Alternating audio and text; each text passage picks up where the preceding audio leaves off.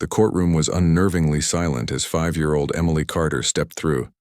The heavy wooden doors, her tiny hand clutching the leash of Rex, a German shepherd with a long, jagged scar running along his side.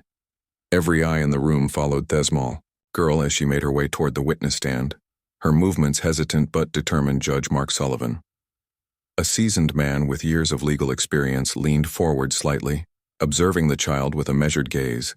He knew that the weight of the entire case rested on her fragile shoulders. Emily was the sole witness to an attempted abduction, a case that, if one could, put a dangerous man behind bars for life. But there was one problem: Emily hadn't spoken a single word since the attack across the courtroom. Richard Hale sat at the defense table, his expression composed, even smug, a 45-year-old software engineer with an unassuming appearance. Hale had been arrested after an eyewitness placed him at the scene of Emily's attempted abduction, but his defense was solid: no physical evidence, no confession, and a witness who couldn't testify. His lawyer had already crafted a strategy that hinged on discrediting the traumatized child's ability to identify him. But then something happened as Emily settled onto the witness chair. Her green eyes met Richard Hale's. Her small fingers trembled as they made a subtle movement, barely noticeable to the untrained eye. It was a silent signal, one she had learned over weeks of therapy. Only two beings in the room caught it: Rex and Judge Sullivan. Rex's reaction was immediate. The moment Emily's fingers twitched in that silent plea for help, the dog's body went rigid, his ears pricked forward, his muscles coiling like a loaded spring. A low guttural growl rumbled from deep within his chest, a sound of warning, of recognition. His golden brown eyes locked onto Hale, unwavering and piercing.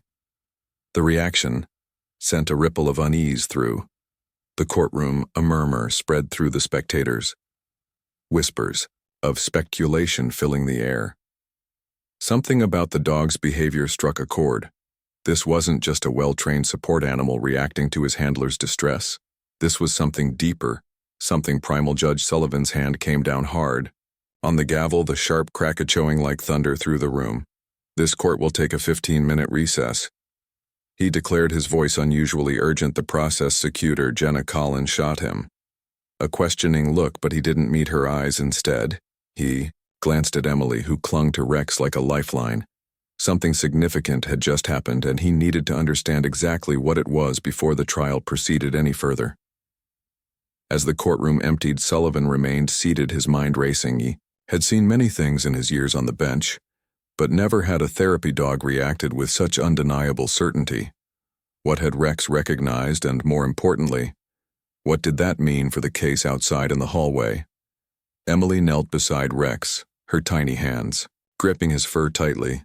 Her mother, Sarah Carter, bent down beside her, smoothing back the child's curly hair with trembling fingers.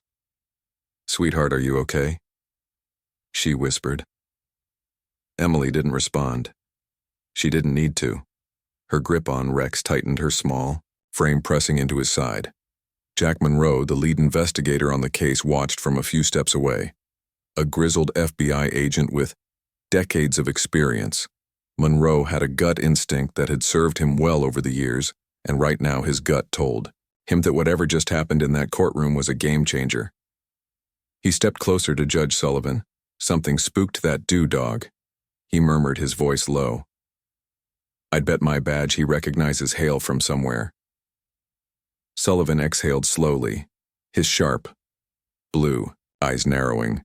"Then we need to find out where." Meanwhile, inside the defense's private room, Richard Hale sat across from his attorney, Michael Graves. The moment they were alone, the smug confidence on Hale's face twisted into something else, something colder. His fingers drummed against the table as he replayed the moment in his mind. The girl hadn't spoken, but the dog had reacted. "She knows," he muttered under his breath. Graves raised an eyebrow. "What?" Hale forced a small smile. "Nothing," he said, but his mind was already racing. That damn dog. He hadn't considered the animal would be a problem. But now he realized Rex might be the key to unraveling everything. As the 15-minute recess neared its end, Judge Sullivan straightened his robes and took a deep breath. He didn't believe in coincidences, and right now something told him that Rex had just given them the most important clue of the trial. It was time to dig deeper. and for the first time since the case had started, he felt the tide shifting. Before the silence, before the courtroom, before the terror that stole her voice, Emily Carter was a vibrant chatterbox of a child at 5 years old. She was the kind of girl who filled a room with endless stories, her bright blue eyes gleaming with curiosity and mischief. She loved fairy tales, stuffed animals, and the way her mother read bedtime stories, with different voices for each character she had never known. Fear until that fateful afternoon. It had been a perfect spring day, the kind where the scent of blooming flowers drifted through the air, and the warm sun painted golden streaks across the backyard. Sarah Carter had been watching her daughter from the kitchen window, a smile tugging at the corner of her lips as Emily twirled in the yard, her pink dress flaring like a dancer's. David Carter was due home in a few hours, and she had been debating whether to start dinner or wait for him. It should have been an ordinary afternoon. It should have been safe at 3:42 p.m. Sarah's phone rang. It was her sister calling from out of state, and she stepped inside for what she thought would be a quick conversation. 4 minutes, that was all it took. When she returned to the yard, the gate stood ajar. A wave of cold terror shot through her veins. Her breath caught in her throat as she scanned the space where her daughter had been. Emily was still there, but she wasn't alone. A black van idled near the curb, its side door slightly open. A man knelt beside Emily, his smile unnervingly warm. "I have puppies in my van," he was saying, his voice smooth. "Practice special ones. They need a little girl to take care of them. Would you like to see?" Sarah's world seemed to slow, her instincts screaming before her mind could process what was happening. Her voice sliced through the air. "Emily," the man's head snapped up, his smile vanished, replaced by something sharp and calculating. In an instant he grabbed Emily's arm. Emily froze. She didn't scream, she didn't fight.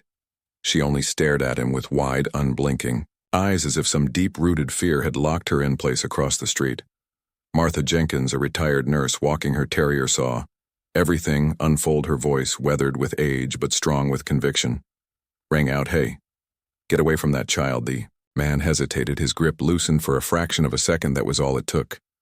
Emily yanked her arm free and bolted toward her mother. Sarah scooped her daughter into her arms just as Stephen's engine roared. The tires screamed, reached against the pavement as the vehicle sped away, leaving black streaks of rubber on the road. Sarah clutched Emily tightly, her heart pounding against their ribs, but Emily didn't cry. She didn't say a word. She only buried her face into her mother's shoulder and trembled. The police arrived within minutes. Detective Jack Monroe, a seasoned investigator from the FBI's Child Abduction Task Force, took immediate control of the scene. His graying hair and sharp brown eyes spoke of years spent chasing shadows, searching for missing children who were often never found. He had seen this pattern before. "Too many times he fits the profile," Monroe muttered, flipping through a worn notebook. 4 children have disappeared in the last 18 months, all approached near their homes, all lured by promises of puppies. His partner, Agent Lisa Grant, knelt beside Emily, her voice gentle but firm. "Sweetheart, do you remember what the man looked like?" Silence. Sarah brushed Emily's hair back, her hands trembling. "Honey, it's okay, you're safe. Now can you tell the nice officer what he looked like?" Emily's small hands gripped her mother's sweater tightly, but she didn't speak. She didn't nod. She didn't shake her head. It was as if someone had flipped a switch, shutting her voice off completely. "She hasn't said a word since I picked her up," Sarah whispered, fear creeping into her voice. "She just won't talk." Agent Grant exchanged a look with Monroe. "Selective mutism," she murmured, "a trauma response." Monroe sighed, rubbing his temple without a statement. "We don't have much. The description is vague. A man, a black van, it could be anyone." Martha Jenkins, who had witnessed the abduction attempt, stepped forward. "I got part of the license plate," she said firmly. "The first 3 letters, YKZ." Monroe's gaze snapped. To her, that's something Sarah still clutching. Emily felt a surge of helplessness. Her daughter, once so full of life, had retreated into herself, and in the days that followed it only got worse. Emily stopped playing. She stopped drawing. She refused to leave the house, flinching. At the sight of passing cars, she barely slept, and when she did, her nights were filled with silent nightmares. Her small body thrashing against invisible threats. Her screams never came, only gasps of terror that woke her parents. In the dead of night, Sarah and David tried everything storytime favorite foods. Her beloved stuffed bunny. Nothing worked. The child they knew was slipping further and further away. One evening, Sarah sat across from David at the kitchen table, her eyes hollow from exhaustion. The therapist recommended a support animal, she said quietly. A therapy dog. David ran tired hand through his hair. You really think that'll help? I don't know, Sarah admitted. But I'm willing to try anything. Neither of them could have known how much that decision would change everything. Because while Emily had lost her voice, there was someone who could still hear her, and his name was Rex there inside. Dr. Laura Bennett's Animal Rehabilitation Center was thick with the scent of antiseptic and the earthy musk of fur. The room was quiet except for the rhythmic ticking of the clock and the occasional scratch of claws against the tiled floor on a large orthopedic bed. Near the window, a German shepherd lay still, his deep brown eyes tracking every movement with quiet intensity. His name was Rex. Once he had been one of the finest K-9 officers in the city's police force, a dog whose instincts and training in had saved lives.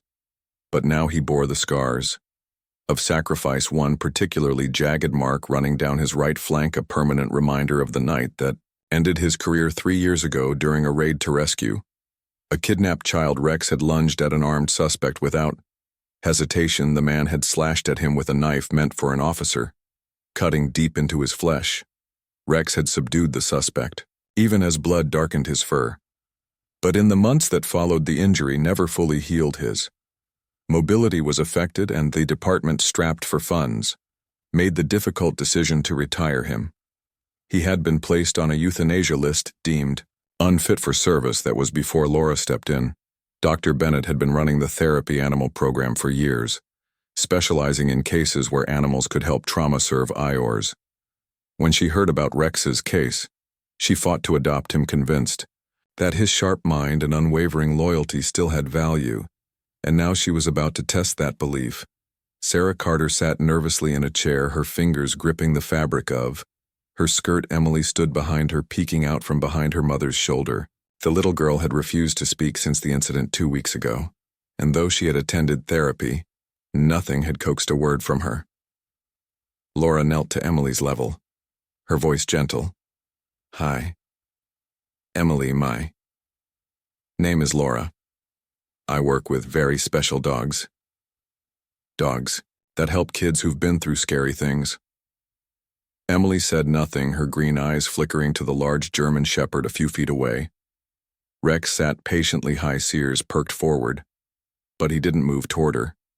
He simply watched, his presence steady and unthreatening. Would you like to meet him? Laura asked. The little girl didn't answer, but she didn't run either. That was a start. Sarah smoothed her daughter's hair. He's a very nice dog, sweetheart. He used to be a police dog, just like the ones in your storybooks. Laura gestured to Rex and gave a quiet command. Stay. The German shepherd didn't so much as twitch. Laura turned back to Emily. You don't have to come close if you don't want to. Rex will wait right here. But if you feel ready, you can. Put out your hand and he'll come to you.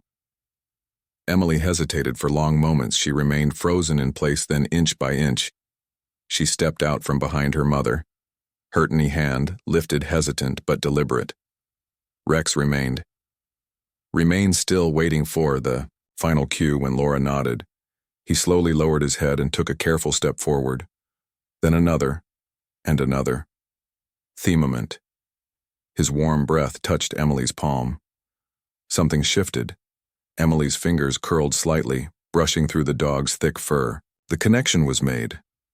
Sarah gasped, softly pressing a hand to her mouth. It was the first time Emily had reached out to anything or anyone since the attack. Tears welled in her eyes as she whispered, "Oh, baby." Emily's small fingers burrowed deeper into Rex's fur, gripping him as if he were the only solid thing in a world that had turned terrifyingly uncertain. Laura smiled. That's a good girl, Emily. Rex likes you. The child said nothing, but she didn't let go. Over the next few weeks, Rex and Emily became inseparable. At home, she would sit beside him for hours, her tiny hands tracing the scar along his side. When nightmares woke her in the middle of the night, it was Rex's steady heartbeat that calmed her. Though she still refused to speak, she began drawing. Again, Simple crayon pictures of a girl and a dog standing together against shadowy figures. One afternoon, while sitting on the floor of Laura's office, Emily was watching Rex perform a simple trick when something remarkable happened. "Good boy," she whispered. The words were so soft that for a moment Sarah thought she had imagined them. But when she turned, she saw Emily staring at Rex, her lips slightly parted in wonder as if she, too, had surprised herself. Tears filled Sarah's eyes. It wasn't much, but it was a start. Laura placed a gentle hand on Sarah's arm. "She trusts him," she murmured. "Sometimes trust is the first step toward finding your voice again." Sarah squeezed her hand. "Then we'll follow wherever that trust leads," and it would lead them somewhere. They never expected to a courtroom where a monster would finally be unmasked. There inside the courtroom was thick with tension. The seats in the gallery were filled, with journalists, families, and legal observers all watching with anticipation as one of the most high-profile trials in recent memory was about to begin. In the center of the room, the defendant Richard Hale sat beside his attorney. His expression unreadable despite the weight of the charges against him. He appeared disturbingly calm, his fingers tapping rhythmically against the polished wood of the defense table. Seated beside her mother, Emily Carter, clutched the leash of Rex tightly, her small fingers wrapped around the thick fabric as if it were a lifeline. The German shepherd sat alert beside her, his ears pricked forward, his deep brown eyes locked onto Hale. Every so often his nose would twitch as if he were scenting something familiar in the air. "All rise." The BFF's voice rang through the chamber as Judge Mark Sullivan entered, his robe flowing behind him. He took his seat at the elevated bench, his sharp eyes scanning the room before settling briefly on Emily. And Rexy had already made a ruling allowing the therapy dog to be present. But he knew that decision was far from universally accepted. "Before we proceed with opening statements," Sullivan said, his deep voice measured and controlled the court, "we'll hear arguments regarding the presence of the support animal in these proceedings." Michael Graves, the defense attorney, rose smoothly from his seat and adjusted his tie. "Your Honor," he began, his tone polite but firm. "While we understand the prosecution's argument for emotional support, the presence of this animal is highly prejudicial.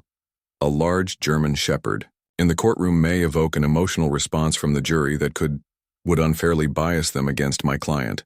We request that the dog be removed during testimony." Jenna Collins, the lead prosecutor, stood immediately in response. "Your Honor, Emily Carter's 5 years old and a trauma survivor. She has been diagnosed with selective mutism as a result of her experience. Rex is not here as a spectacle. He is here as a medically necessary support animal. His presence allows Emily to participate in these proceedings without undue distress." Judge Sullivan sat back, his expression unreadable. "I have already reviewed the documentation submitted by the child psychologist and the animal behaviorist. The dog remains." A murmur spread through the courtroom, some in agreement, others grumbling under their breath. Graves pressed his lips together, displeased but unwilling to argue further. He returned to his seat, shooting a quick glance at Hale, who remained eerily expressionless. The trial began. In earnest, the prosecution painted a chilling picture of Hale's actions, a pattern of manipulation, deception, and predatory behavior. Spanning years, witnesses were called, including the elderly neighbor Martha Jenkins, who recounted the terrifying moment she saw Hale trying to lure Emily into his van. Her voice trembled as she described the way he had grabbed the child's arm before fleeing when confronted. Emily sat silently through it, all her small frame dwarfed by the large wooden chair. Her fingers occasionally flexed around the leash, but she never let go whenever the tension became too much. She would look down at Rex, who remained perfectly still, his quiet presence grounding her. Then it was time for her testimony. A hush fell over the courtroom as Emily was gently led to the witness stand. Sarah Carter walked with her, her protective gaze never leaving her daughter. She helped Emily into the seat before stepping away, though her every muscle was taut with the desire to scoop her daughter into her arms and take her far from this place. Jenna Collins approached carefully, her demeanor soft and warm. "Hi, Emily," she said with a gentle smile. "I know this is a little scary, but remember, you don't have to say anything you don't want to. You can just nod or shake your head if you feel more comfortable, and if you ever need a break, you can let us know." Emily didn't look at her. Her gaze was fixed on the table, her breathing shallow. But then, as if sensing her unease, Rex pressed his body lightly against her leg. She reached down and gripped a handful of his fur. Slowly she nodded. "Good," Jenna said, keeping her voice light. "Emily, can you tell us who was with you in your yard that day?" Emily hesitated. She didn't lift her head, but after a long moment she slowly raised her arm and pointed directly at Richard Hale. The defendant's expression didn't change, but something flickered in his eyes. A brief, involuntary tightening of his jaw. Graves immediately stood. "Objection. The child has been repeatedly shown images of my client prior to trial. This identification is unreliable." Judge Sullivan held up a hand. "Overruled. The jury will determine the credibility of the witness." Jenna continued. "Emily, did this man say anything to you that day?" The child didn't speak. Instead, she made a small movement with her hand, a subtle sign. It was the same signal she had given before, the one that Rex understood. The German Shepherd responded instantly. His ears snapped forward. His muscles tensed, and a deep, guttural growl rumbled from his chest. It wasn't aggressive. It was a warning. The reaction sent a shockwave through the courtroom. Even Judge Su sat forward, his brow furrowed. Graves stood again, this time more urgently. "Your Honor, I object. This is theatric." But Sullivan wasn't listening. He was watching Rex. The dog had gone utterly still, his entire focus locked onto Hale, as if recognizing a scent only. He could perceive it was the same reaction he had when Emily first saw Hale. The same instinct UL response. A thought struck Sullivan. Then he turned to Jenna. "Miss Collins," he said, his voice carefully measured. "Has this animal had any prior interaction with the defendant?"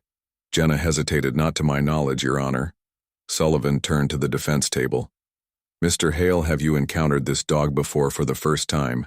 Hale showed real emotion. His fingers, which had been tapping so calmly earlier, now clenched into a fist. He remained silent. Then Jenna's eyes widened as a sudden realization hit her.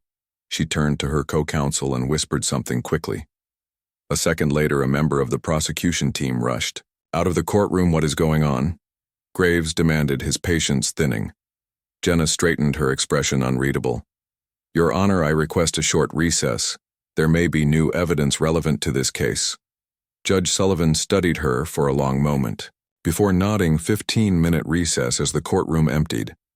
Whispers filled the air. Speculation spread like wildfire. Had Rex just recognized Richard Hale? And if so, from where? Something told Judge Sullivan that the answer to that question would change everything. The weight of the case bore down on the prosecution team as new developments surfaced. Richard Hale had been officially linked to multiple disappearances. Yet without Emily's full testimony, the trial teetered on the edge of uncertainty. What no one expected, however, was that the key to unraveling the case would not come from the child, but from the German Shepherd who never left her side. The morning was crisp as the prosecution team, led by Jenna Call, presented their next motion to introduce new forensic evidence. The soil samples found in Richard Hale's van had been analyzed, and the results pointed to a very specific location, a remote unoccupied cabin in the northern woods. Detective Jack Monroe, having worked on similar cases for decades, knew what this could mean. "Your Honor," Collins addressed. "Judge Sullivan, we request a 24-hour recess to follow up on a crucial lead. We believe this evidence may provide the final piece needed to close this case." Michael Graves, Hale's defense attorney, immediately objected. "Your Honor, this is nothing more than a delay tactic. My client has already been through extensive questioning, and there is no solid evidence tying him to this so-called cabin soil. Samples are circumstantial at best." Judge Sullivan's stern gaze silenced Graves' motion. "Granted," he ruled. "The prosecution has 24 hours. Court adjourned." As soon as the judge's gavel struck, Monroe and his team mobilized. Rex, Emily's ever-watchful protector, was brought along for the operation. His reaction to Hale had been unmistakable. Perhaps he could sense something that human eyes had missed. The search team arrived at the desolate cabin by early afternoon. The place was eerily silent. The surrounding trees, whispering with the wind, a thick layer of dust covered the porch, yet faint. Footprints leading toward the back door suggested recent activity. Rex was the first to react as soon as they approached the cabin. The dog's ears perked, his nose twitching with keen intensity. His body stiffened, tailed erect, muscles poised like a coiled spring. He let out a low growl, pacing anxiously at the threshold. "This place is wrong," Monroe murmured. "Rex knows something's here." The team proceeded cautiously. Weapons drawn, inside the cabin was sparse a table. A cot empty food can stacked in a corner. But then Monroe noticed something peculiar. The wooden floor near the back wall had an unnatural seam. A faint indentation that seemed out of place had knocked on it. "Hollow, there's something under here," he said. With swift precision, the officers pried the boards loose. What lay beneath sent a shiver down their spines. A narrow staircase spiraled down into a hidden basement. The air grew cold and damp as they descended, the dim light revealing a horrific sight. Children's belongings, old toys, small shoes, a faded pink backpack, and in the farthest corner, chained but still alive, was a girl. Emma Sullivan, the 8-year-old, had been missing for 6 months. Her face was pale, her clothes ragged, but the moment she saw the officers, her eyes filled with tears of recognition and relief. "Help," she whispered, voice hoarse from disuse. Rex reacted immediately, straining against his leash, whining, as if sensing the suffering this child had endured. Monroe rushed forward, unlocking the chains, scooping Emma into his arms. "You're safe now," he assured her. "We've got you." Emma clung to him, her frail body trembling. The search had finally come to an end. But the nightmare wasn't over yet. Back at the courthouse, the news of Emma's rescue spread. Like wildfire, the gallery was packed as Collins prepared for the final strike. Against Hale, the judge allowed Emma's discovery to be introduced as evidence, along with the soil sample linking the cabin to his vehicle. Mr. Hale, Collins addressed the defendant, her voice sharp as steel. "How do you explain the presence of an abducted child locked in a basement on a property tied directly to you?" For the first time, Richard Hale looked shaken. "Don't know what you're talking about," he stammered. Jenna Collins pressed forward, her tone unwavering. "Your DNA was found on the chains. Your vehicle's tires matched the tracks outside the cabin. And more importantly, Emma Sullivan is alive, meaning she can testify against you." The weight of those words settled over the courtroom. A single survivor meant a witness who could single-handedly dismantle his defense. Hale's carefully constructed composure began to crumble. His lawyer whispered furiously in his ear, but it was clear he was cornered. And then it happened again. Rex, lying at Emily's feet, suddenly lifted his head, his eyes narrowing at Hale. His hackles rose, a deep growl vibrating through his chest. The room went silent as the German shepherd took slow, deliberate steps forward, his gaze locked onto the defendant. It was a look of recognition. Hale flinched. Everyone saw it. The man who had maintained his arrogance throughout the trial was now visibly sweating. His hands gripping the edge of the table, he turned to his attorney, muttering something frantically. Then, in a voice barely above a whisper, he said, "I want to change my plea." Gasps erupted across the room. Judge Sullivan's gaze darkened. "Mr. Hale, are you stating that you wish to plead guilty?" The room held its collective breath. Hale exhaled shakily. "Yes." The trial's abrupt and sent shockwaves through the nation. Richard Hale was sentenced to life in prison without the possibility of parole, his conviction sealing the fate of a man who had terrorized families for years. But the true heroes of the case weren't just the lawyers or the detectives. It was a 5-year-old girl who had found her courage, and a dog who had never given up on her. In the days following the sentencing, Emily spoke her first words. In weeks, holding Rex's face in her small hands, she whispered, "Thank you." Her parents wept, knowing that their daughter was finally finding her way back to them. And as Rex wagged his tail, nuzzling her gently, it was clear some bonds were unbreakable. No matter how dark the world became, there would always be those willing to stand against the darkness, even if they walked on 4 legs.